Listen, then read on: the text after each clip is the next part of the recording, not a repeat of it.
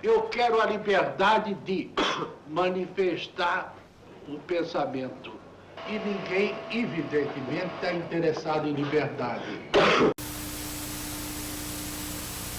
Boa tarde, né? Bom dia, boa noite, né? Quem está chegando, quem já chegou, quem já me conhece, quem está me conhecendo, né? Salve para todo mundo, né? Seja bem-vindo. E vamos lá, continuar as reflexões sobre Paul Ricoeur. Lembrando, né, que é o seguinte, o Paul Ricoeur agora com o Mark Bloch, né? Com o Brodel, com o Fernando Brodel, esse é o objetivo desse vídeo. Lembrando que existe uma certa, vamos dizer assim, evolução, né, ou mudança da abordagem do Paul Ricoeur sobre a escrita historiográfica entre o tempo e narrativa e a memória, a história e o esquecimento. Que mudança é essa? No tempo e narrativa, ele ainda vê, né, no Brodel, né, no Mediterrâneo, no Brodel, um quase personagem, algo que se aproxima a uma estrutura romanesca, mas que não chega a ser. E na memória, história e esquecimento, ele já vai tentar ampliar isso, né? Ele retraça a história ali da historiografia dos análises, né? As 3 etapas da historiografia dos análises. A primeira, Mark Bloch, Lucien Febvre. A segunda, o Brodel, que é o imperador, né? É o grande nome dessa segunda fase, né? E a terceira fase, que tem os helenistas, os medievalistas, etc. Ele retrata essa história, esses 3 momentos, e tenta dar, vamos dizer assim, determinada legitimidade à narrativa historiográfica. Ou seja, de uma maneira mais ampla, né, do que ele fez no tempo e narrativa. E ele vai chamar isso de representância historiadora, né? Esse que é o nome que ele dá. Não é uma representação, porque a representação é do ficcionista, né, ou do artista, que representa a realidade. Né? O historiador não está representando a realidade, está contando determinada realidade, né, tal como ela foi, aí, entre aspas, mas ele está muito próximo do ficcional. Né? Na verdade, quando o Ricoeur está escrevendo a memória, a história, o esquecimento, ele está num momento em que a narrativa historiográfica está tão sofisticada, né, que ela está muito parecida com o romance, né, já como um todo, né, o Queijo e os Vermes, o Retorno de Martin Guerre, etc. Então, vamos lá ver como é que funciona, né, essas disparidades aí entre o real, a que aspira o discurso historiográfico, e o ficcional, que ele acaba, né, flertando, né, sempre usando. E nesse segundo momento, né, desse segundo livro, ele vai pegar um texto de um autor chamado Louis Mink. Né? O nome do texto é A Forma Narrativa como Instrumento Cognitivo. Narrative Form as a Cognitive Instrument, né? Que no meu inglês, né? Super, né? No meu sotaque. E o Mink, né, no caso, nesse livro, ele vai ficar muito preocupado, né, que as fronteiras entre história e ficção podem ser desfeitas, né, e isso aí seria um desastre para o público, né. E acaba sendo assim, de certa maneira. Se pegar esses exemplos desses livros que eu falei, o Queijo e os Vermes, por exemplo, o Domingo de Bouvines, que eu acho que praticamente não tem nota de rodapé, esses livros aí, tem alguns que praticamente não tem nota de rodapé. E aí vamos supor, um leitor desavisado pode pegar um livro desse assim e ler, né? E se pegar só o livro, né, sem pegar às vezes um prefácio ou olhar para as notas, pegar só o conteúdo do livro mesmo, a narrativa é tão bem feita que parece mesmo uma narrativa romanesca. Então vamos dizer assim, quase que como uma coisa de fato, né? Essa fronteira praticamente se desfaz, né? Praticamente se desfaz. Né? Lógico que ela não se desfaz e tal, a história é história, a literatura é literatura, são abordagens diferentes, mas ela é como se ela se desfizesse. O Ricoeur fala, não, ela não se desfaz, né? Eu não vou parar nessa coisa que deixou o Mink estupefado, né? Nesse perigo, não vou achar isso um perigo e vou meio que estancar diante do perigo. Eu vou tentar criar, né, instrumentos explicativos com que eu possa lidar e devolver o estatuto próprio epistemológico à história. Né? Esse é o objetivo do Ricoeur nesse segundo momento da memória, a história e o esquecimento. Mas antes de ver isso, né, eu já estou aqui só adiantando aqui o plano geral. Antes de ver isso, na verdade, o Riquet tá lá. É importante voltar na leitura que ele faz do Bloch, né, eu estou sempre confundindo o Bloch com o Brodel, mas na leitura que ele faz do Brodel, para a gente ver como é que funciona essa primeira leitura dele e ver como existe essa passagem, né, para uma segunda leitura, que é a leitura da representância historiadora, né? Aí só lembrar, né, que o François Dosse, né, ele chama o Brodel de rei do Império do Meio, né? O imperador dos análises, não é isso? De tão forte que o Brodel foi nesse segundo período, né? E esse Mediterrâneo do Brodel, que inclusive eu comentei, né? Eu fiz aí uns vídeos, né, comentando o Brodel com o Weber, né? O debate entre Brodel e o Weber, né? Como o Brodel se opõe ao Weber e botei o Foucault, botei uma série de elementos, trouxe, né? Aí você tem o Weber, o weberianismo, como esse weberianismo está implícito, né, no neoliberalismo, isso é a leitura do Foucault, e esse weberianismo na leitura em determinados tipos de interpretação do Brasil, né? Já um vídeo mais longo sobre o Sérgio Buarque. Então foi uma série de vídeos tratando direto ou indiretamente do Brodel. Voltamos aqui ao Brodel junto, né, com o Paul Ricoeur. Então eu vou ler esse trechinho aqui da tese, desse capítulo, e aí eu vou comentar, né? Foi o trecho até que o pessoal, quem leu, né, enfim, foi uma coisa que eu ouvi isso, né, repetidamente no mesmo trecho, né? As pessoas não na banca assim, não falou entre si e tal, as pessoas acabaram parando o olho nesse trecho e não sabiam até que ponto eu estava falando do Brodel ou estava falando do Paul Ricoeur. E na verdade eu estou falando dos dois, né? Mas enfim, mas é uma interpretação minha misturando os dois. Então eu vou também tentar explicar um pouquinho isso, que eu acho que traz subsídios importantes, né, para essa abordagem sobre as narrativas historiográficas, né? Então vamos lá, assim eu escrevi, né? A morte de Filipe II, contada por Brodel, marca a desproporção entre um vasto sistema mundo que desmorona e a morte quase silenciosa daquele que poderia figurar com os poderes de um antigo imperador romano.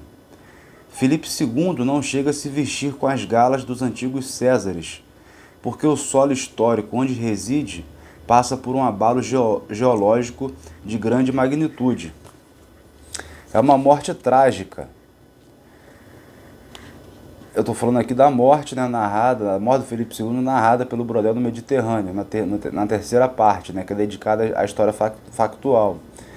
É uma morte trágica não só pelo ouvido em que o monarca desaparece, mas porque, como líder máximo de um espaço histórico milenar, não sentiu as fendas que se abriam em todas as partes nesse mesmo espaço. O profundo enraizamento do rei nesse solo foi antes motivo de cegueira do que de claridade diante do abrupto movimento de mudança histórica, ou melhor, de rápida aceleração do tempo que movia o centro do mundo do Mediterrâneo para o Atlântico. Bom, primeiro parágrafo, eu vou para um segundo parágrafo depois, né? Mas comentando esse primeiro parágrafo, qual foi essa cegueira do Filipe II, né? Que faz a morte dele soar mais trágica? O mundo mediterrâneo, né, narrado pelo Brodel, né, é um mundo em ocaso, né, é um mundo no fim, é um mundo em declínio. E por que o mundo em declínio? Qual é o dado factual que mostra essa mudança de sistema mundo, né, que eu me refiro logo ali no iníciozinho desse parágrafo?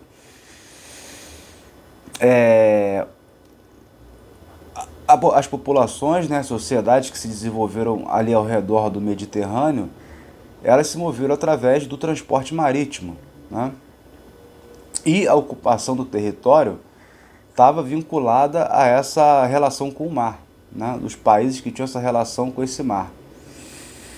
Tanto que, né, por séculos, né, as estradas vicinais aí, romanas ainda serviam de suporte para o interior ali da Europa, né? E o que muda essa lógica mediterrânea ou essa lógica voltada para o mar? Isso tem muito a ver também com a história do Brasil, né? Aquela coisa do Frei Vicente Salvador, nossa primeira história, né? Do Brasil. O Frei Vicente Salvador que fala que a gente fica, né, andando no litoral, né, na beira da praia, né, como caranguejo, né? É como se a gente estivesse indo numa lógica de tipo antigo. Então, qual é a lógica de tipo moderno? O que vai romper com isso? Vai fazer o centro do mundo sair do Mediterrâneo para o Atlântico? Vai ser a construção, né, da ferrovia bioceânica pelo Lincoln, né? Você tem o desenvolvimento do motor a vapor, tem toda a história sobre isso, né? Dentro dessa história, né, do tipo de industrialização que foi feito nos Estados Unidos do século XIX, né, uma facção aí anti-imperialista, né, anti-império britânico, eles eram anti-imperialistas antes do Lenin cunhar o termo imperialismo. Essa facção, né, que produziu esse amplo processo de industrialização que, se olhado acho que em detalhe, dá para questionar um pouco, né, essa narrativa historiográfica tradicional das três fases, né, e da primazia britânica na industrialização, mas isso aí seria um outro programa, né, um outro caso para poder ver. Né? Você tem essa industrialização ampla feita no século XIX por essas facções anti-imperialistas que morrem, né? Eles matam o Lincoln, matam o Garfield, matam o McKinley, e acaba esse partido original aí dos Estados Unidos, partido do Hamilton, do George Washington também, né, do Nicholas Beadle, né, que foi muito importante na criação do segundo Banco Nacional. Enfim, são temas também que eu estou sempre tocando aqui no canal, não dá para ficar aludindo cada vídeo, cada programa que eu gravei sobre isso, que senão vai virar uma loucura, né? Mas são temas que eu estou tocando, essa questão é importante, né, do Banco Nacional. Eu falei sobre o Banco Nacional no vídeo sobre o livro da professora Elia Vidigal, do BNDES, né, eu dou esse contexto geral, histórico. Então você tinha um sistema de crédito, né, um sistema bancário, um sistema econômico específico dentro dos Estados Unidos que permitiu esse amplo processo de industrialização e o processo de uma construção de redes, né, de infraestrutura importantes para o período, né? Então, por que o Lincoln rompe esse processo do Mediterrâneo, esse processo de estar, né, sempre à beira do mar ou voltado para o mar? Porque a bioceânica permite a interiorização do povoamento, né, de um território longo, né, vasto. O Lincoln vai fazer ali a bioceânica, vai distribuir pequenas, médias propriedades, né? Dizem até que essa aí foi a primeira reforma agrária, né, da história. Enfim, com características americanas, né? São pessoas brancas e tal, imigrantes alemães, etc e tal, com as limitações próprias do período e do lugar, né?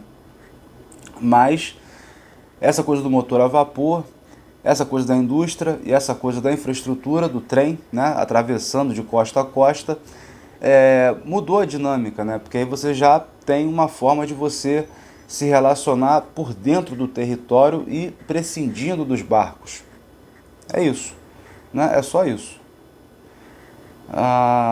Então, quando o Filipe II está lá, né, morrendo, né, quando Brodel narra a morte, o Filipe II ele tem essa aspiração de ser um monarca de tipo antigo, né, tipo um César, né, da Europa, né, do continente europeu, né, intra-europeu, né, sem estar voltando tanto pro Atlântico, né, ele está voltado bem mais para o próprio Mediterrâneo, né, próprio sistema mundo ali europeu, né. Ele tem essas aspirações cesaristas e ele não vê que o mundo está girando numa ótica totalmente diferente, né? Já indo para o Atlântico, cada vez mais para o Atlântico, ele meio que tenta fazer a história voltar, né? Voltar para os tempos antigos, né? Ou seja, é um perfeito reacionário, que acabou não dando certo, né? E o Brodel narra a morte melancólica desse perfeito reacionário, ou desse cara que não viu, né, em que direção o mundo estava se dirigindo no período, né?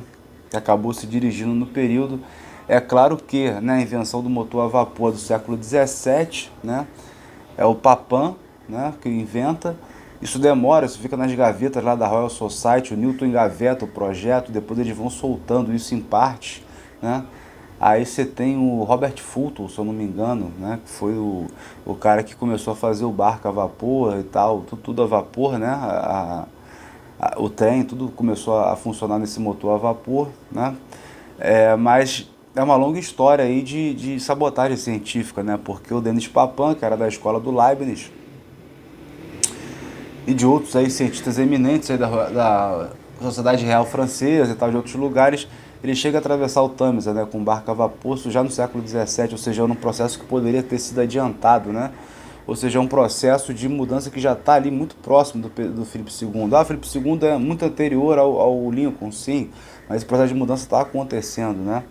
Já está acontecendo ali, e esse que é o que permite ver essas mudanças, né, sutis, né, quando você coloca numa longa duração, como é o caso aqui desse livro do Brodel, colocando a história do Mediterrâneo numa história de longa duração. A história geográfica, né, a história da sociedade, 2, a história dos homens, ou factual, 3, né, são as 3 camadas desse livro. E aí eu vou, né, continuando aqui para poder a gente fazer o link com Paul Ricoeur e continuar aqui as reflexões. Então, como diz Paul Ricoeur, né, se eu estou falando aqui está escrito, né, essas citações todas que eu vou fazer aqui do Paul Ricoeur são do Tempo e Narrativa. Como diz Paul Ricoeur, o alcance de um acontecimento diz a persistência de seus efeitos longe de sua fonte. Ele é correlativo do alcance da própria narrativa, cuja unidade de sentido perdura. Fecha aspas. Os 3 níveis de análise propostos por Fernand Braudel em seu Mediterrâneo, o tempo longo da geografia mediterrânica e da ocupação do solo, o tempo médio das cidades e das trocas comerciais, e o tempo curto dos acontecimentos políticos, servem como um poderoso sismógrafo para detectar no longo prazo um deslocamento geológico de sólida repercussão sentido até os dias de hoje. Essas camadas mais profundas afetam a vida de um rei, provavelmente o mais poderoso naquele momento, a ponto de sua vida ser narrada num eclipse que o iguala ao cidadão mais comum, ambos homogeneizados frente à indiferença da rápida aceleração do tempo histórico que ocorre. No jogo de escalas proposto por Ricoeur, inspirado no trabalho de Jacques Revel, exatamente que é os jogos de escala, né? A micro e a macro história a micro e a macro história não se excluem. O Helles Moleiro, estou falando aqui do Menóquio, né? O Helles Moleiro tem pretensões de cientificidade que desafiam os saberes de sua época, enquanto as vãs aspirações do grande monarca, avançar sobre o Oriente, estabelecer o Império Europeu, o conduzem à ignorância atribuída ao mais comum dos cidadãos.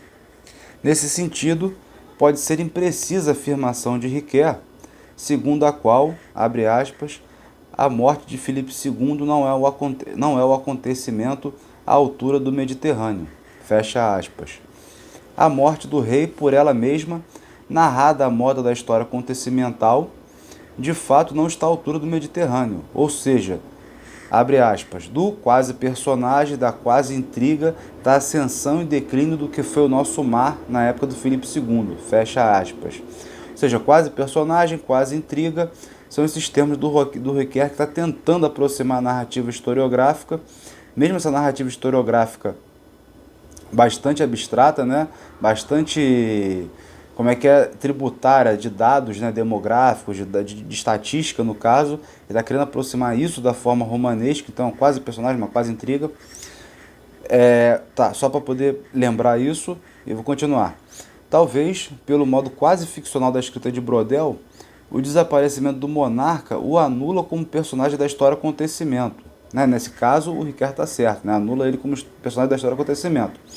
Enquanto que, frente ao quase personagem mediterrâneo, ou seja, em medida comparativa, sua morte se torna ainda mais dramática pela amplitude que ganha no terceiro nível de análise brodeliano frente às escolhas erradas que fez, até ser finalmente esquecido pelo grande mar. Ou seja, é exatamente isso que eu já estava dizendo. Ganha em dramaticidade, né? Não é que se anula a morte, o rei vira um nada. Sabe? Ele bota grandes estruturas, né? Estruturas geográficas, sociais, etc e tal, e o rei aparece ali pequenininho, né? Como quase se não tivesse importância nenhuma, como se fosse para descaracterizar, despersonalizar, colocar o rei fora do contexto, né? Como se fosse o eclipse total da história narrativa. Ele usa a história acontecimental, né? Tradicional, mas para poder, vamos dizer assim, elidir, acabar com ela de uma vez por todas. É como se essa fosse uma estratégia do Brodel. É meio que está implícito nas palavras do Paul Ricoeur. Só que no caso não. No caso não. Como ele está mostrando essa longa duração da história, né? E como essa história está mudando de uma maneira muito rápida, né? E essa cegueira do rei de não ver essa mudança histórica acelerada acaba tornando, né, a sua morte, na verdade, um evento importante, né?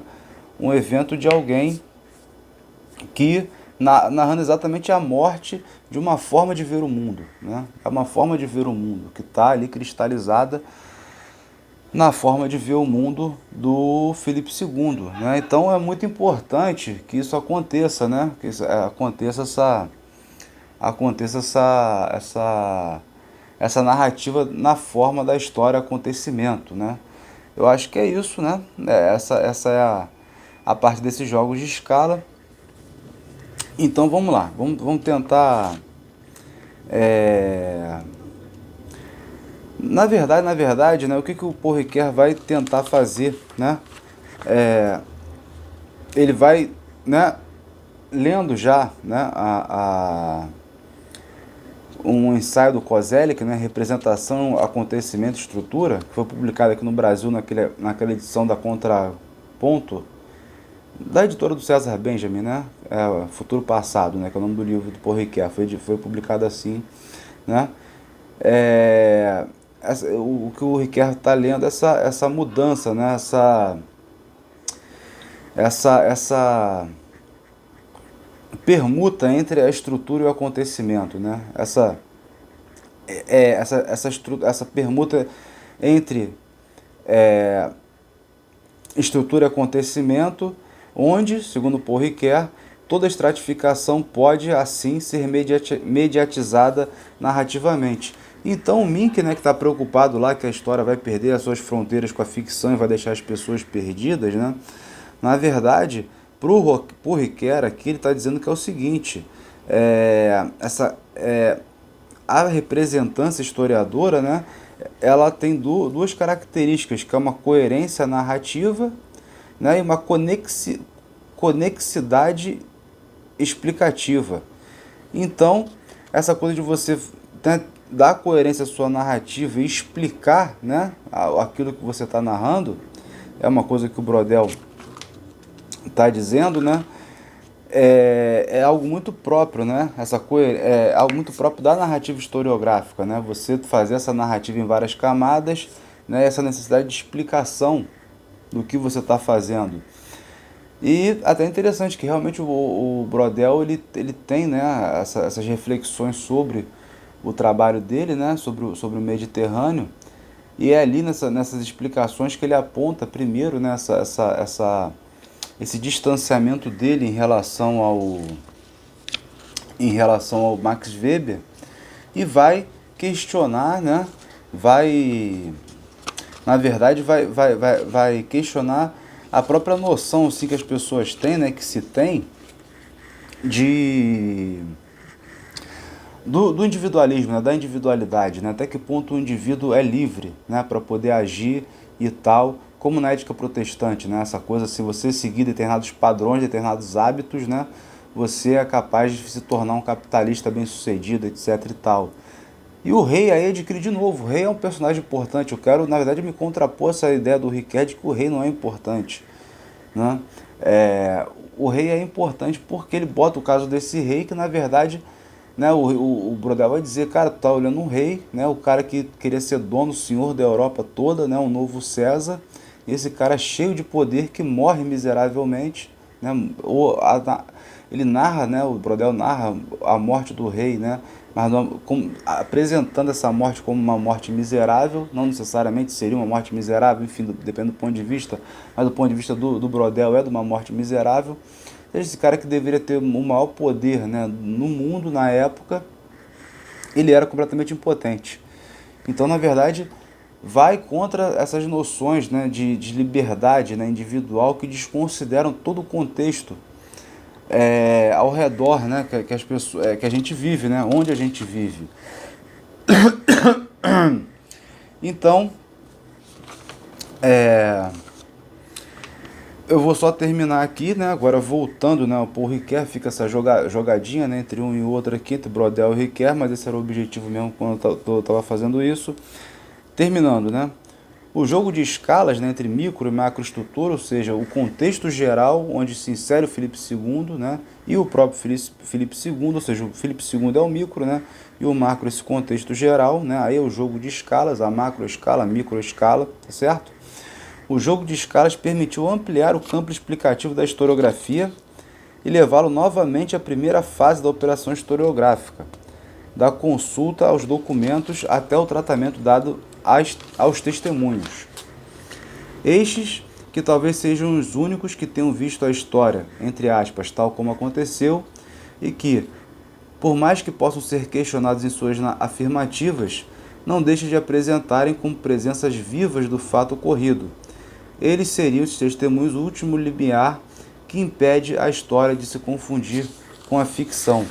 Então você tem, né, essa objeção conceitual do Ricoeur ao Louis Mink, dizendo que não, a narrativa historiográfica articula coerência narrativa e conexidade explicativa, e também, em última instância, você tem o trato com as testemunhas, que essas testemunhas tiveram contato com esses fatos passados. Então tá aí coisas, né, que estão atestando que o que aconteceu foi real. A testemunha serve como isso, né, como esse testemunho, enfim, para poder dizer que aquilo aconteceu, aquilo foi real e não é uma mera ficção, né? E aí é bom a gente lembrar, né, que a crítica, né, aos testemunhos acaba sendo usado como referência, aí sim, pelo Mark Bloch, na apologia da história, dizendo que você tem que tratar os documentos com a mesma desconfiança com que se trata os testemunhos, né? O documento não fala por si, né? Não fala a verdade por si. Então é isso, né? Então o testemunho, apesar da sua profunda ambiguidade, né, seria a cláusula última que atestaria a veracidade, né, ou a realidade da narrativa historiográfica. Enfim, Paul Ricoeur acaba pressupondo aqui uma série de questionamentos, né? Mas eu acho que para esse vídeo, né, antes de aprofundar um pouco mais isso, eu acho que está valendo, tá bom? Então já é o segundo vídeo da série e a gente vai seguindo aqui, debatendo. O próximo aqui é o Hayden White, né? Nesse contexto aqui dessas discussões de novo do Paul Ricoeur, quando tem um debate dos revisionistas, né, do Holocausto, né? Exatamente é isso, né? O White está nessa coisa aqui que ele estaria relativizando, né, o problema do revisionismo, e o Ricoeur vai falar, não, olha só, você tem um testemunho aqui que vai dizer que aquela história aconteceu, né? Então quando o Ricoeur bate, né, que o testemunho é essa cláusula última, ele está nesse contexto, né, do revisionismo, e está num debate, né, num debate com o Hayden White. Isso é importante, né? A contextualização aqui do problema.